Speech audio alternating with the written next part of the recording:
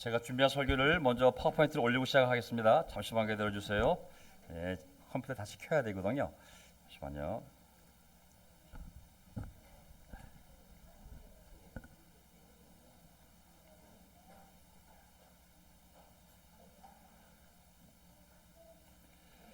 자, 잠시만요. 컴퓨터를. 야, 이게 뭘까? 자, 켜지는 동안 먼저 자, 안녕하세요. 오늘 특별한 분들이 많이 오셨네요. 자, 우리 태경 형제. 야, 그 미국에 3개월 동안 캠퍼스 대표로 가서 훈련을 받고 왔거든요. 그게 태경이, 예, 태경 형제. 참 그게 쉬운 과정이 아닌데 전도도 많이 하고 정말 훈련도 많이 받고 레슨도 많이 듣고 정말 성령 충만해서 캠퍼스에 구원자가 왔습니다. 예, 너무 수고 많았어요. 예, 너무 수고 많았어요. 캠퍼스 함께 와 있네요. 반갑습니다. 또 오늘 보니까 우리 장희정 자매가 좀 어려운 시간을 보냈는데 그 아버님 부친상을 보내고 참 어려웠는데 가족들이 또 이렇게 어려울 때 교회 형제들이 와서 함께 또 장례를 치르게 되어서 너무 고맙다는 마음을 전하기 위해서 오늘 떡을 준비한 겁니다. 그래서 오늘 귀한 또 우리 약식을 준비해서 또 정말 너무 고맙습니다. 감사합니다. 아멘. 또 우리 강서에 있는 형제자매들 반갑습니다. 참 우리 강현우, 우리 김민호 두 형제분들, 형제자매들과 함께 아주 열심히 지혜롭게 잘 시간을 이겨나가고 있는데 어쨌든 너무 수고 많습니다. 또 우리 아이들도 함께 왔는데 아이들 우리 주일학교 아이들 다 나갔나요? 다행이네요. 아멘. 아이들이 있으면 제가 설교 시간 조절을 해야 되거든요. 왜냐하면 에베소 6장 말씀에 아이들을 화나게 하지 말라고. 애들이 화가 나면 뭐 아무것도 안 들어오거든요, 사실. 그래서 정말 세 번째 포인트 빼야겠구나 싶었는데 오늘 아이들이 나갔네요. 야, 이게 불행인지 다행인지 모르겠습니다. 또 우리 저 뒤에 우리 아기 있죠, 아이들. 까는 아기들. 예. 사실 우리 교회가 추구하는 바는 3대가 행복한 교회거든요. 그래서 따로 주일학교 만들지 않고 어려울 때 함께 얼굴 보자고 3대가 함께 예배를 드리고 있습니다. 그래서 아이들 목소리도 들리는데 이게 교회다라고 생각을 하고 편한 마음으로 들어서 좋겠습니다. 자, 제가 한번 준비한 설교. 아마 제가 다 하지는 못할 것 같습니다. 또 상황을 봐서 오늘 변심과 초심과 변심 사이에 중심을 잡자는 진짜 절묘한 언어 유희인데 우리 제자도의 또 마음이 아닌가 싶습니다. 너무 많은 변수들이 생기는데 오늘 이 말씀이 또 우리 마음의 중심을 잡는데 도움이 됐으면 좋겠습니다. 자, 제가 한번 준비한 설교. 제가 듣기로는 우리 강서에서 우리 박항수 목사님이 설교할 때 이사야서를 했다는 얘기를 들었어요. 그래서 제가 그 연기를 시켜보려고 이사야서를 오늘 할 생각이거든요. 그래서 오늘 설교 제목은 구약 이사야서의 교훈입니다. 자, 제가 경기도 광주에 사는데 시골이거든요. 그러니까 참 너무 재미난 걸 많이 봤는데 모든 피조물에는 괴롭히는 것이 들러붙는구나. 이렇게 정원을 갖고 놨더니 길을 만들어서 넝쿨이 자라가지고 완전 덮어버리더라고요. 이제 아침에도 그거를 끊어주고 왔는데 그 나무 스스로는 그 덩쿨을 제거를 못 하거든요. 그래서 고사하게 되어 있습니다. 그게 다 그늘이 져가지고 또 바다에 그 큰 굴 잡다 보면 바다 고기에 뭐가 붙어 있냐면 바다 거물이가 붙어 있어요. 수심머리가 붙어 피를 빨아먹는 거거든요. 근데 고기는 그걸 스스로 떼어낼 수가 없어요, 사실은. 또 동물들 보면 사자, 호랑이도 그 털에 진드기가 붙어가지고 피를 빨아먹거든요. 근데 맹수조차도 그걸 떼어낼 수가 없거든요. 그래서 이제 그렇구나. 이 공통점은 하나님이 창조한 피조물에 이런 괴롭히는 것들이 붙어 있는데 사람이 제거하지 않는 이상 떼어내지 않는다는 것을 발견하게 됐거든요. 사람은 또 피조물 아니겠습니까?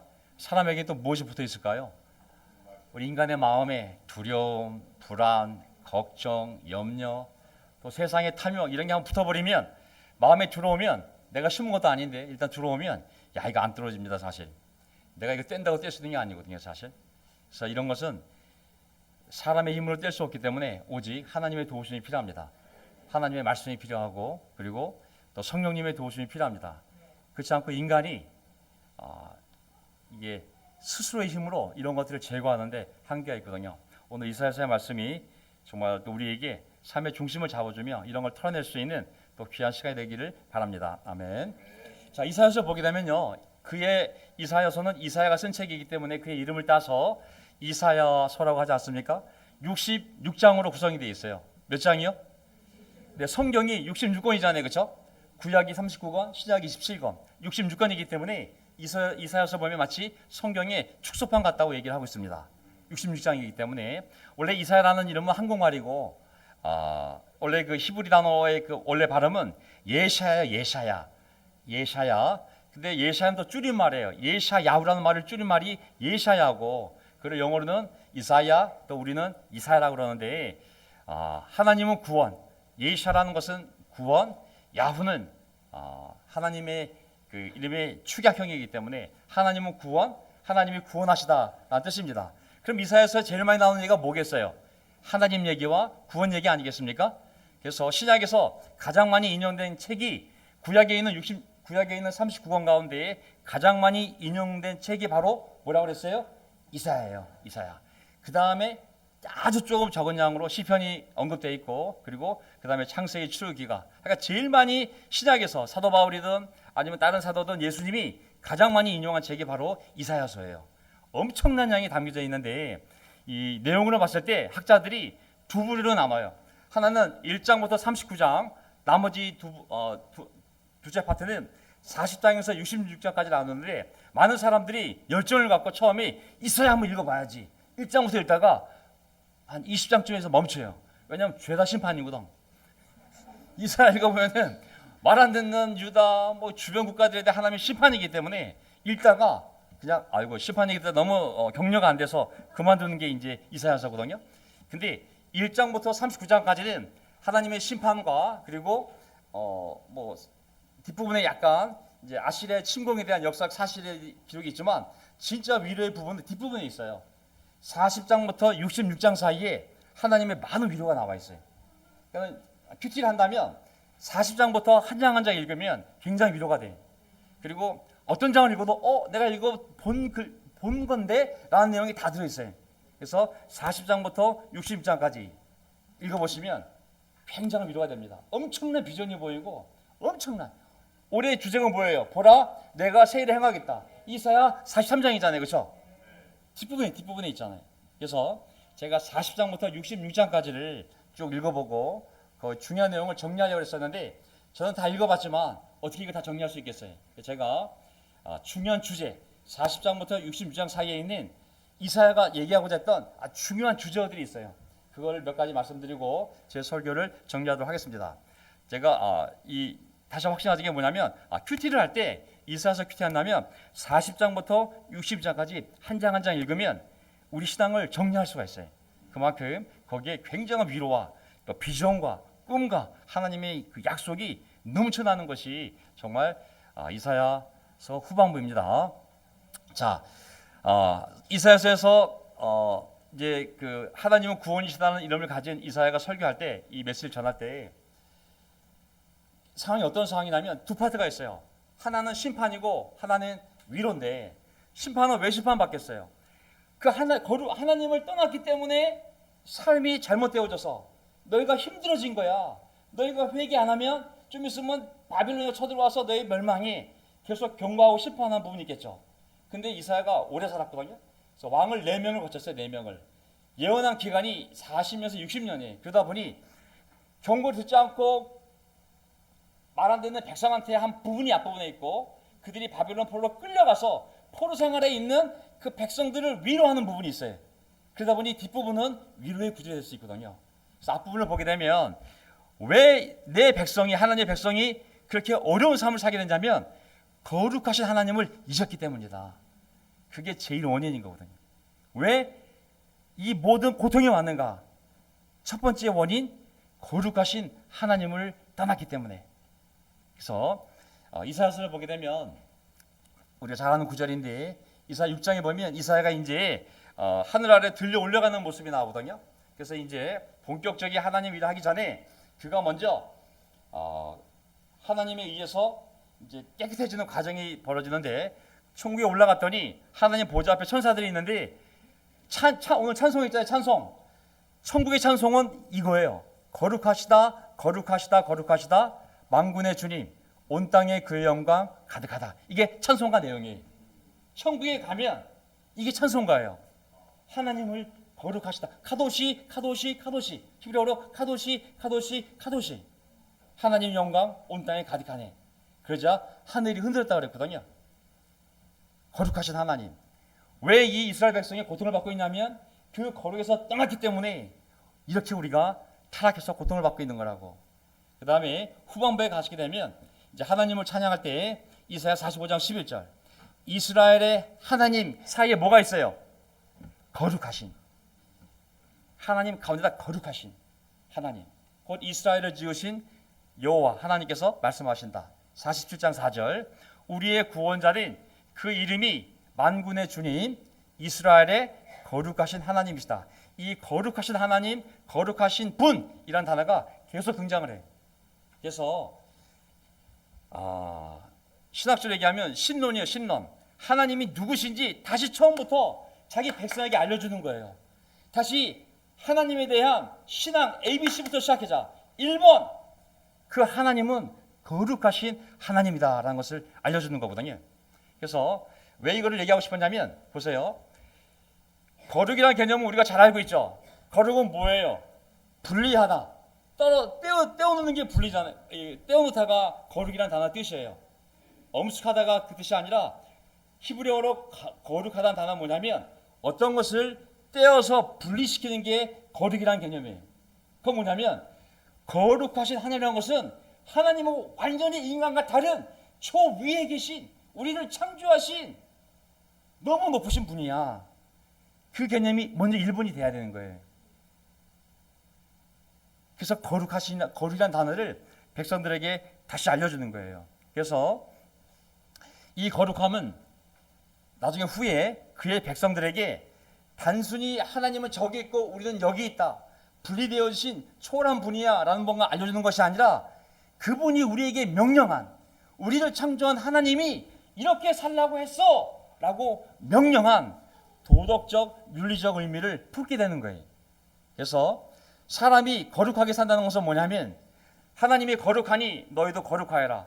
하나님 백성의 제일 도리가 뭐냐면 하나님이 거룩한 것처럼 우리도 거룩하게 살아야 되는데 하나님의 백성이 거룩하다는 게 무슨 말이냐면 하나님 야훼를 하나님 여호와를 위해서 세상으로부터 그리고 죄악과 분리되는 거 그게 1번이에요. 죄악과 분리가 안 되면 굉장히 많은 문제가 생겨요. 어느 그 유명한 목사님이 나이가 많이 드신 목사님이 있었는데 한번 설교하면서 이런 설교를 하더라고요. 어느 날 자기가 정말 좋아하는 한 신자가 있었대. 근데 그분이 정말 성실하게 산 신도였대. 근데 그분이 죽기 전에 자기를 찾아왔대. 나이 드신 분이 노 목사한테 찾아온 거예요.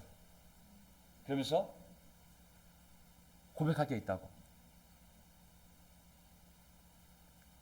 내가 평생 하나님을 믿으며 살아왔지만 나는 평생 음란물을 보았다고. 내가 천국에 갈 수 있겠냐고.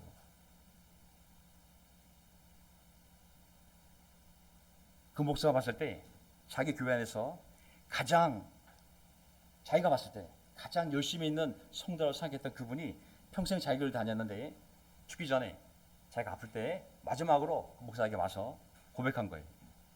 내가 평생 음란물을 봤는데 내가 천국 갈 수 있겠냐고. 사람이 죄악으로부터 분리가 안 되면 많은 문제가 생겨요. 사실은 이게 1번이에요. 1번. 죄악과 분리 안 되는 목사들이 설교 엄청 잘할 수 있어요. 환상적인 설교할 수 있어요. 그것도 1년이 아니라 10년이 아니라 30년 동안 엄청난 책을 써내고 베스트셀러 영적인 책을 써내고 사람들이 눈물 흘릴 수 있는 설교할 수 있어요. 하지만 죄악과 분리가 안 되면 그는 거룩한 자가 아니거든요. 1번이 세상으로부터 죄악과 분리되는 게 1번이. 두 번째, 하나님 야훼에 대해 충성하는 것. 그리고 하나님이 살라고 한 그 도덕법에 순종하는 것. 이게 사람이 거룩하다는 말의 의미인 거거든요. 그게 1번이라고. 이스라엘 백성들이 왜 문제가 됐냐면 이 거룩에서 벗어났기 때문에 문제가 된 거라고. 하나님 너희를 도와주고 싶어도 이 거룩에서 너무 벗어났기 때문에 부정해서, 거룩의 반대가 부정이에요. 너희가 unclean, 부정해서 하나님이 도와주고 싶어도 손이 짧아서 못 도와주는 것이 아니라 그 부정함 때문에 하나님이 올 수가 없는 거라고. 먼저 회개하라고. 그러면 구원할 거라고. 그러면 하나님의 영이 임할 거라고. 이 순서로 지금 가르치는 거거든요. 이사야 48장 17절 주 너의 구원자 여호와 너의 구원자 이스라엘의 거룩하신 분께서 이르시기를 나는 여호와 너의 하나님이다. 주라는 것은 여호와 야훼, 그를 아도나이로 그냥 주라고 표현한 거예요. 너에게 유익하도록 너를 가르치며, 이스라엘 하나님 백성에게 한 얘기입니다. 네가 마땅히 걸어야 할 길로 너를 인도하는 하나님이다. 인간이 마땅히 걸어야 할 길이 도덕인데, 율법의 도덕인데 그 길을 빗나갔을 때 인간들은 부정하게 되고, 사람이 부정해지면 이 제의식상, 제사를 드리는 의식상 성소에 갈 수가 없어요. 성소에 갈 수가 없으면 제사를 드릴 수가 없어요. 제사를 못 드리면 죄도 용서를 못 받고 하나님과 화해할 수가 없는 거예요. 그럼 하나님 백성에서 제거가 되는 거거든요. 그래서 이사야는 이스라엘 백성들에게 하나님이 너희를 구원하시기를 원하는데 지금 오고 계시다. 너희들이 할 일은 너희들의 많은 죄로 말미암아 하나님의 말씀을 벗어나며 많은 죄를 짓으니 빨리 회개하라. 회개해야 하나님이 너희를 구원할 수 있다. 회개를 계속 촉구하게 되는 것이죠. 이제 포로로 끌려갔으니 회개할 일밖에 안 남았잖아요. 그래서 제사가 중요한 것이 아니라, 하나님이 원하는 것은 제사가 아니라 상한 심령이라고. 더 이상 그릇 닦고 뭐 노래 몇 곡 부르지 이게 문제가 아니라고. 사실 이런 옷을 뭘 입어야 되지, 뭐 이거 어떻게 써야 되냐, 제사 드릴 때 이거 불을 어떻게 켜야 되는 거지, 야 짐승은 어떻게 잡아야 돼, 제사의 방법에 대한 문제가 아니라 너희들 삶이 하나님을 떠나서 부정하게 된 삶의 문제이니까 그 삶을 회개하라고. 하나님이 원하는 것은 제사가 아니라 상한 심령이라고, 회개하는 마음이라고. 그걸 계속 이사야가 얘기하는 거거든요. 그래서 회개. 그래서 신약에 오게 되면 이제 이 거룩이라는 개념이 제일 먼저 나오는 게 기도문이에요. 예수님이 제자들에게 이렇게 기도하라고 말씀하시잖아요. 자, 제일 먼저 기도문 첫 번째가 뭐예요? 하늘에 계신 우리 아버지, 그 이름을 거룩하게 하여 주시며. 다른 게 아니에요. 신앙은 기도할 때 다른 기도가 먼저 나오는 것이 아니라 하나님이 다른 신과 구별된다는 거, 이 세상에 오직 하나님만이 신이라는 거, 잡된 것들로부터 오직 하나님만을 구별시키는 거, 제가 하나님만을 믿게 해주세요. 그의 이름을 거룩하게 하시며. 이게 우리가 드려야 할 기도문의 첫 번째 기도문이라고 얘기하신 거죠. 아멘. 귀신이 이제 회당에 귀신 들린 사람이 앉아 있었는데, 예수님 회당 가서 설교하니까 귀신 들린 사람이 나왔어요. 예수님 보자마자 뭐라고 그랬어요? 나사렛 사람 예수님, 난 당신이 누구인지 압니다. 하나님께서 보내신 어떤 분이라고요? 성경에서 거룩한 분 그러면 어떤 사람을 얘기하는 게 아니에요. 어떤 장로도, 어떤 목사도, 아무리 영적인 사람도 거룩한 사람이 될 수가 없어요. 성경에서 거룩한 이 The Holy One은 오직 하나님을 얘기하는 거예요. 귀신이 알아본 거예요. 당신은 사람이 아니라 하나님께서 보내신 거룩한 분, 하나님입니다. 사람은 저 랍비 아니야, 선생 아니야, 저 요셉의 아들 아니야, 마리아의 아들 아니야, 야곱의 형 아니야, 유다의 형 아니야. 근데 오직 귀신은 영이기 때문에 알아본 거예요. 거룩한 분, 곧 하나님이라는 것을 안 거예요. 귀신의 신앙 고백 첫 번째, 예수님을 거룩한 분으로 고백한 거예요. 그 다음에 나중에 이제 사도 제자들도 예수님을 이렇게 고백합니다. 우리는 선생님이 하나님의 거룩한 분이심을 믿고 또 알았습니다. 거룩한 분, 하나님에 대한 신성을 나타내는 하나님의 호칭인 거거든요. 거룩. 그래서 우리가 신앙생활의 1번, 거룩하신 하나님을 믿는 겁니다. 아멘. 거기서부터 우리의 삶이 1번이 되는 거예요. 두 번째는 그 거룩하신 하나님분이 자기 백성을 구원하신다는 거예요. 구원자 하나님이 이사야서의 중요한 주제 중에 하나예요. 계속 이스라엘 백성들이 지금 엄청난 위기에 빠졌잖아요. 동적인 북이스라엘 10개 지파는 이미 아시리한테 BC 720년에 멸망을 당했어요. 남쪽이 남아있는데 그나마 지금 예루살렘 빼고는 다 함락이 됐어요. 지금 야 이거 어떡하냐, 이제 죽은 거 아니야? 누가 구원할 수 있겠어요? 이집트가 구원하는 것이 아니라, 바벨론이가 구원하는 것이 아니라, 너희들을 구원할 수 있는 분은 오직 하나님 한 분이라고. 다른 것을 의지하지 말라고, 잔머리 쓰지 말라고, 하나님 앞에 회개하고 하나님을 의지하는 거거든요. 이사야 41장 14절 두려워하지 마라 벌레 같은 야곱아. 얼마나 지금 위축이 되어 있어요. 지금 이 벌레 같은 야곱아, 구더기 같은 야곱아 이러거든요. 내가 너를 도와주리라. 이스라엘의 거룩한 분이 너의 구원자이다. 아멘. 우리가 확신할 게 뭐냐면 오직 하나님만이 구원자가 될 수 있음을 믿으시기 바랍니다. 아멘. 다른 구원자가 없어요. 하늘 아래에 우리가 의지하여 구원받을 이름은 오직 예수 그리스도 외에 다른 이름이 없다고 그랬잖아요. 질병이든 자연재해든 내 죄로 인한 고통이든 타인의 죄에 의한 고통이든 모든 고통스러운 상황 가운데서 그것이 개인의 문제가 되었던 가정의 문제가 되었던 국가의 문제가 되었던 오직 구원은 누구에게서 온다고 그랬어요? 하나님인 거예요. 다른 데 가면 안 돼요. 다른 신으로 가면 죽어요. 저는 교회 안에 믿던 사람들이 제일 많이 가고 있는 종교가 뭐냐면 이슬람이에요. 이슬람한테 속기가 쉽거든요. 게 사실 이슬람도 예수를 예언자로 얘기하고 많은 사람들이 속고 있어요. 지금 또 불교로 가는 사람도 있고 타 종교로 넘어가는 사람도 있어요. 그 상처 때문에 또 어떤 이슈 때문에 절대 용서될 수 없는 이 변화거든요. 사실 모든 어려움 구원할 수 있는 사람은 하나님밖에 없어요. 만약에 그 확신을 잃어버리게 되면 굉장히 많은 문제가 생겨요. 우리의 상상보다 더 많은 문제가 우리 삶에 생길 수가 있어요. 그 확신을 잃어버리면. 이사야 43장 14절 내가 바빌론의 군대를 보내요. 자, 이사야 39장은 아시리아에 대한 문제예요. 아시리아. 근데 이제 그들이 포로로 끌려가게 되면 포로로 끌려간 것은 바빌론이기 때문에 이제 바빌론에 대한 하나님의 예언이에요. 내가 바빌론의 군대를 보내어 그 도성을 치고 너희를 구하여 내겠다. 성장 빈문을 까부수어 성경은 다 부수어 버릴 터이니 바빌로니아 사람의 아우성이 통곡으로 바뀔 것이다. 이렇게 할 수 있는 사람은 이집트 황제도 아니고 이 지구상에 어떤 사람도 일할 수가 없다. 오직 나만이 전 세계 최대 강국인 바빌로니아 군대를 이렇게 완전히 무너뜨리고 박살낼 수 있다. 나만이 할 수 있다. 우리 삶에 어려움이 올 때 잠시 마음이 하나님에서 실망이 되기 때문에 기도가 멈출 수 있고 말씀을 안 볼 수가 있어요.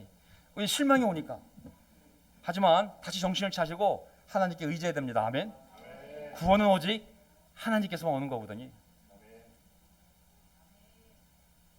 예수님이 이 땅에 태어났어요. 이름이 뭐예요? 예수예요. 예수. 예수. 헬라어로 이에수스의 이에수스. 히브리어로 야샤란 단어가 구원하다. 야샤. 야샤에서 명사형이 뭐냐면 예수야. 예수와. 마리아가 아들 낳을 것이 그의 이름을 뭐라 불러라? 예수아라고 불러라. 그가 자기 백성을 그들의 죄에서 구원하실 것이다. 구원의 이야기잖아요. 예수님이 온 이유 많은 사람을 구원하기 위해 내 목숨 바치러 왔다. 누가복음 19장 10절 인자는 잃은 것을 찾아 구원하러 왔다. 다 구원의 이야기. 사람이 구원받는 방법은 하나밖에 없어요. 오직 하나님께 의지해야 됩니다. 아멘. 하나님의 아들이 온 이후로는 오직 예수 그리스도를 통해서만 우리가 구원받을 수 있고 모든 어려움을 극복해 나갈 수가 있어요. 소경이 예수님께 왔어요. 예수님 뭐라고 그랬어요? 눈을 뜨라고. 너의 믿음이 너를 구원하였다. 누구에 대한 믿음이에요? 예수에 대한 믿음인 거예요. 중풍병자를 만났을 때 이 중풍병자는 뭐라고 그랬어요? 일어나서 나가라고. 너의 믿음이 너를 구원하였다. 그 믿음이 무슨 믿음이에요? 예수에 대한 믿음인 거예요. 12년 동안 피를 흘리던 여자에게 뭐라고 그랬어요? 딸아, 너의 믿음이 너를 구원하였다. 평안히 가라고. 그녀의 믿음은 누구에 대한 믿음이에요? 예수에 대한 믿음. 이분이 하나님의 아들이라는 구원자라는 믿음이 있었기 때문에 그 믿음이 그들을 구원한 줄 믿습니다. 아멘. 자, 우리가 이제 그 구원을 전하기 위해서 이제 복음도 전하고 그러지만은 자, 구원이라는 그 단어의 의미는 뭐 여러 가지 의미가 아니겠죠. 결과적으로 보면 구원은 하나님의 구원은 물론 대속적인 구원이죠. 그냥 공짜로 구원하는 것이 아니라 이 사람이 주가 되는데 대신 이걸 죽여서 이걸 구원하는 거잖아요. 그거를 대속이라고 그래. 대속, 속량. 자, 하나님이 이사야서도 그거 나와요. 내가 이집트를 포기하고 어디를 포기해서 내 백성을 구원하겠다고. 하나님 우리를 구원할 때 자기 아들의 생명을 버려서 우리를 구원한 것이지 그냥 공짜로 구원한 것이 아니잖아요. 그렇게 해서 어쨌든 하나님의 의가 이루어지면 하나님의 공평, 정의가 우리 삶에 이루어져서 우리가 평화로워지면 그게 구원의 상태인 거예요. 평안하십니까? 평안이 중요해요. 평안. 내가 구원 받았는지 안 받았는지는 뭐 제가 언제 세례 받았어요, 뭐 2번 받았어요, 그게 중요한 것이 아니라 하나님의 관계에서 내가 평안하면 내가 구원받은 것입니다. 아직까지도 내가 지옥에 대해서 두려움이 있다면 그것은 구원받은 것이 아닌 것이죠. 구원이 이루어져서 최종적으로 하나님의 영광을 받는 것, 그게 구원의 최종 목적인 거예요. 구원을 받아서 제가 잘 살았어요가 목적이 아니라 내가 구원을 받아 마음이 평안해져서 하나님을 찬양하니 하나님이 영광을 받았다, 하나님이 영광을 받았다는 것이 구원의 궁극적인 목적인 거예요. 그 시작도 하나님이요, 그 마지막도 하나님이라는 것을 성경이 말씀하시는 거거든요. 인간은 자신을 스스로 구원할 수가 없습니다. 아멘. 우리 교회도 교회가 교회를 스스로 구원할 수가 없어요. 저도 하나님이 이 교회를 구원해 주시기를 간절히 바랍니다. 아멘. 세 번째가 유일한 신, 참신을 얘기하는 거예요. 왜냐하면 이스라엘 백성들이 거룩하신 하나님을 떠나 그들이 어려울 때 우상을 섬기고 다른 나라의 신을 섬기려고 했기 때문에 계속 이사야는 야 이 바보들아, 신은 한 분밖에 없어. 오직 여호와 하나님만이, 아브라함, 이삭, 야곱의 하나님만이 참된 하나님이지, 지금 아시라가 강국이라 할지라도 아시라의 신이 참신이 아니라, 바빌로니아가 아무리 강국이라도 바빌로니아의 신이 참신이 아니라, 비록 우리가 이 고통을 당하고 있지만 우리가 믿는 이 신이 유일한 신이요 참신임을 계속 얘기하는 거거든요. 그래서 하나님도 백성들의 상태를 보고 이렇게 말씀하시는 겁니다. 이사야 44장 6절, 이스라엘의 왕이신 여호와, 이스라엘의 구원자이신 만군의 여호와께서 말씀하신다. 나는 시작이요 마감이다. 많이 들어본 얘기죠, 그렇죠? 나는 처음이자 마지막이다. 알파요 오메가이다. 나밖에 다른 신이 있다 없다? 하나님 하신 얘기. 다 잡신이라고. 알라 잡신이라고. 부처 인간이라고. 공자 인간이라고. 정신나간 목사들이 이 자유신앙에 빠져가지고 예수님을 그냥 4대 성인 중에 한 명으로 생각하고 알라든 예수님이든 그냥 신에게 가는 똑같은 길이라고 하는 정신나간 목사들도 있어요. 신학자들도 있고. 하지만 하나님은 분명히 나밖에 다른 신이 없다고 그랬거든요. 최근에 기독교 내 유명한 찬양하는 팀이 있는데, 아주 유튜브 보면 굉장히 많이 나와 있는 찬양 집단이 있어요, 미국에. 근데 그 찬양을 인도하는 그 리더가 최근에 어떤 얘기를 했냐면, 이슬람도 우리 기독교와 마찬가지로 하나님께 나아가는 한 종교라고. 그래서 예수를 이라는 걸 빼고 그냥 신을 찬양하는 찬송가를 만들고 있어요. 조심해야 돼. 사람들은 모르거든요. 멜로디도 좋고 신을 찬양하는 것 같아요. 하지만 그렇게 그 뒤에 그런 신학이 있어요. 하지만 하나님은 분명 나밖에 다른 신이 없다고. 이사야 48장 12절, 야곱아 내가 불러낸 이스라엘아 내가 하는 말을 들어라. 내가 바로 그다. 나밖에 다른 신이 없다. 이게 여기만 하는 게 아니라 계속 반복이 되는 거예요. 왜? 백성들이 헷갈리니까. 야, 우리는 망했는데 아시라가 너무 잘 살아. 아시라가 믿는 신이 진짜 신 아니야? 우리가 망하게 됐는데 바벨론이 더 강해 군사적으로. 그럼 바벨론 신이 더 강한 거 아니야? 근데 그들이 모르는 게 있죠. 왜 아시라가 강해졌냐면 내 백성을 훈계하기 위해서, 채찍으로 쓰기 위해서 하나님이 그들을 강하게 만든 것이지 그들이 스스로 강해진 것이 아닌 거거든요. 왜 바빌로니아가 강해졌냐면 바빌로니아를 하나님이 자기 백성을 훈계하고 치료하기 위해서 강하게 만든 나라지 그들이 스스로 강해진 것이 아니거든요. 다 내가 그들을 그렇게 만든 거라고. 이사야 45장 5절, 나는 주다, 나는 여호와다, 나밖에 다른 이가 없다. 나밖에 다른 신은 없다. 네가 비록 나를 알지 못하였으나 나는 너에게 필요한 능력을 주겠다. 그렇게 해서 해가 뜨는 곳에서나 해가 지는 곳에서나 나밖에 다른 신이 없음을 사람들이 알게 하겠다. 나는 여호와 주다. 나밖에는 다른 신이 없다. 계속 말씀하시는 거거든요. 집안에 어떤 일이 생기고 어찌되면 한계에 부딪히지 않습니까? 야, 이거 정말 하나님도 해결 못할 문제가 있네. 그런 문제조차도 우리가 인내하며 하나님께 맡게 되는 점이 있습니다. 아멘. 하나님이 의사를 사용하던, 약사를 사용하던, 의술을 사용하던 하나님이 해결하시는 건 줄 믿습니다. 아멘. 하나님밖에는 없는 거죠. 다른 데로 가면 안 돼. 원불교 가지 마세요. 원불교 뭐 하지? 동그라미 원.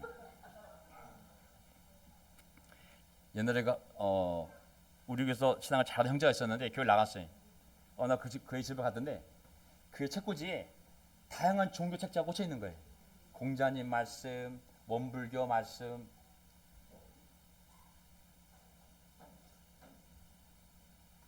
이건 죽음의 길이에요. 죽음의 길.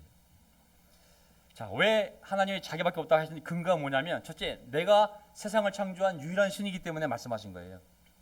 왜 나밖에 다른 신이 없냐면 이사야 45장 18절 하늘을 창조하신 주, 땅을 창조하시고 조성하신 하나님,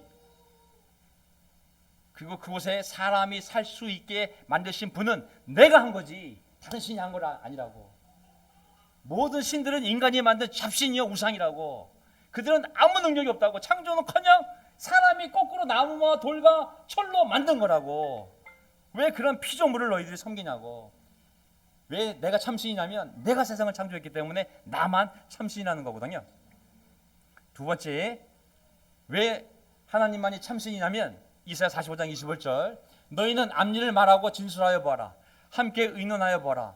누가 예로부터 이 일을 들려주었으며 누가 이전부터 이 일을 알려주었느냐. 나 주가 아니냐? 누구냐? 나밖에 다른 신은 없다. 나밖에 다른 신은 없다. 자, 보세요. 모든 우상들은 인간이 만들었기 때문에 지혜가 없어요. 능력도 없고. 그래서 말도 못해요. 생각도 못하고. 바보예요, 바보. 하나님은 인간을 만들었고 인간의 역사의 처음과 마지막을 이미 다 알고 계시기 때문에 미래에 어떤 일이 일어날지를 알 수가 있어요. 그래서 알려줄 수가 있어요. 저 시간 얘기했죠. 계시. 하나님은 자기 종들에게 어떤 일을 하시기 전에 미리 알려주시고 행하신다고. 모든 걸 다 설명해 주잖아요. 내가 이제 이런 일을 할 거다.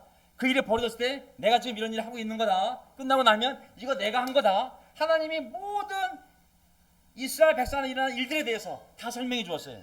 미리 전부 예언을 해 주었어요.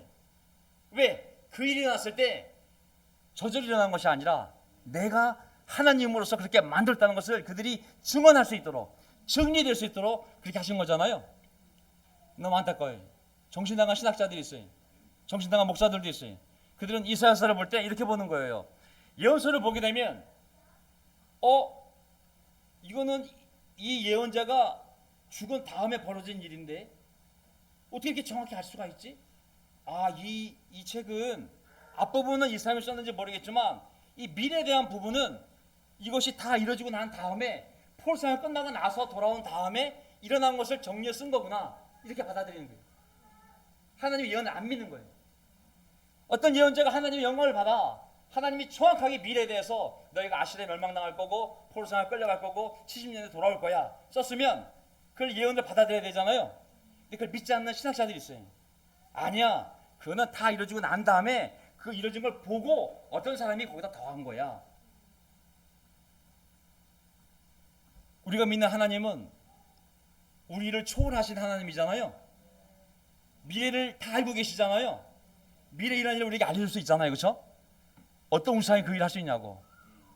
내가 창조자이기 때문에 이 일을 할 수 있는 거라고. 그러니 나밖에 다른 신은 없다고 말씀할 수 있는 거거든요. 자, 뭔가.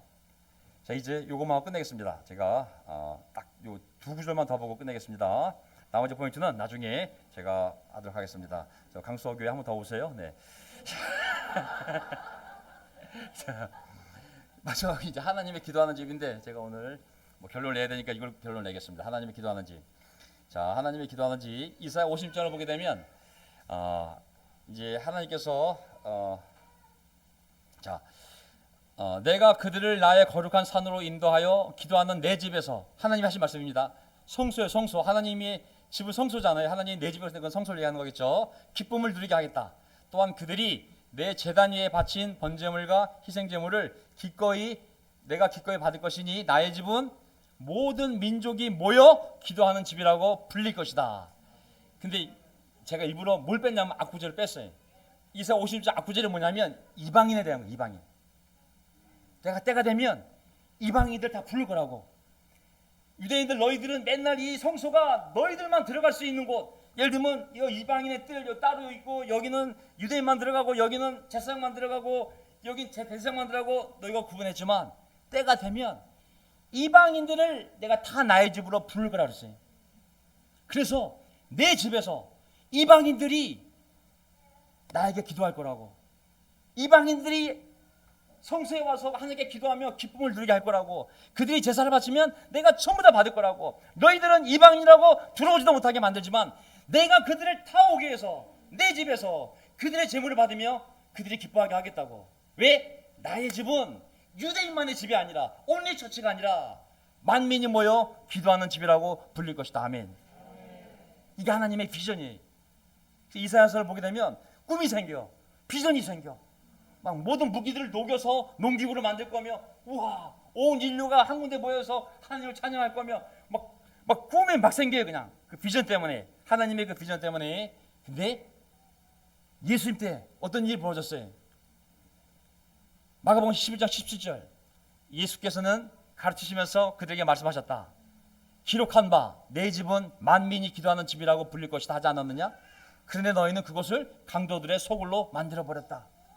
유대인들이 예수님 당시에, 이사야가 700년 전 예언자인데 700년 지난 다음에 어떤 일이 벌어졌냐면, 이방인들 어딜 들어와? 여긴 유대인의 성소야. 그 뜰에서 환전하고 짐승 팔고 완전히 비즈니스 센터를 만들어버린 거예요. 그래서 예수님이 그 이사야서 구절을 사용하셔서 분노하신 거거든요. 교회는 어떤 집입니까? 기도하는 집인 줄 믿습니다. 아멘. 기도합시다. 아멘. 제가 화요일날 밤 9시에 형제들 들어오라고 기도모를 만들었어요. 힘들기 때문에, 너무 바쁘니까 시간 되시는 분 들어와서 짧게라도 얼굴 보고 같이 삶도 좀 나누고 기도하자고 화요일날 밤 9시에 모임을 만들었습니다. 수요일은 제가 말씀을 나누고, 목요일은 밤 9시에 또 형제들 시간 되시는 분 들어와서 함께 기도하자고. 왜냐하면 교회가 어려울 때 기도밖에 할 수 있는 게 많지 않아요. 사실은 사람이 많은 위원회를 만들고 만들지만 그게 쉬운 일 아니거든요, 사실. 그래서 또 금요일도 8시에 기도 모임이 있어요. 그래서 어떻게 해서든 지금이 가장 기도할 때이거든요. 그래서 여러분 어떤 모양으로든지 기도하시기 바랍니다. 아멘. 어떤 분은 아내랑 같이 매일 밤 나와서 기도하는 분 계시더라고요. 아멘. 너무 좋습니다. 또 어떤 분은 혼자 또 한강에나 기도하는 분이 계시더라고요. 아멘. 좋습니다. 또 어떤 분은 혼자 안 될 때 이 몸에 들어오세요. 강수도 들어가 괜찮아요. 같이 얼굴 보고 짧게 삶도 나누고 퀴즈도 나누고 기도하면 되는 거거든요. 지금 이 교회 가장 필요한 게 뭐겠어요? 기도예요. 기도 사실. 예. 왜냐하면 모든 역사는 하나님의 영의 역사요. 너희가 성령이 임하면 거기서부터 모든 일이 시작이 되지 않겠습니까? 어떻게 하나님의 영이 임하겠습니까? 기도 아니겠습니까? 말씀과 기도가 아니고 어떻게 하나님의 영이 우리 가운데 임할 수 있을까요? 그래서 이 가을에는 우리가 정말 어떤 가정과 개인과 교회에 어떤 하나님의 구원, 하나님의 번화가 비전이 필요하다면 우리가 해야 할 일은 바로 기도인 줄 믿습니다. 아멘. 우리 각자 모두 기도로 돌아가서, 말씀으로 돌아가서 하나님의 영이 우리 각 사람을, 또 이 교회를, 이 나라를 압도하셔서 하나님의 선한 뜻이 이루어지기를 바라면서 설교를 마치겠습니다. 아멘. 이제 마지막 기도, 마음에 부담이 되겠지만 우리 기도하시고 마지막 찬송하고 마치도록 하겠습니다. 아멘.